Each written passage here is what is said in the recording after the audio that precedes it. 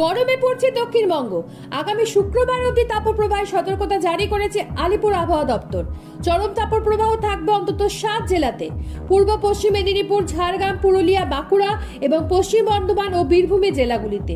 উত্তর পশ্চিম দিক থেকে যে গরম আবহাওয়া আসবে তাতে লুয়ের পরিস্থিতি তৈরি হবে বলে আবহাওয়া দপ্তর সূত্রে জানা গেছে।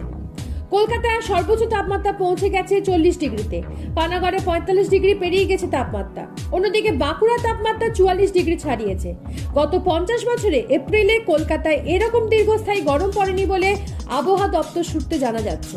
আগামী সোমবার বৃষ্টির যে সম্ভাবনা রয়েছে সেগুলি শুধুমাত্র উপকূলবর্তী কয়েকটি জেলাতে, যার প্রভাব সম্পূর্ণ রাজ্যে পড়বে না।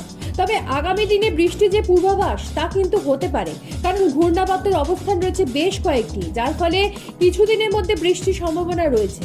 তবে তাপপ্রবাহের যে প্রভাব তা কিন্তু আগামী শুক্রবার অবধি রাজ্য জুড়ে চলবে।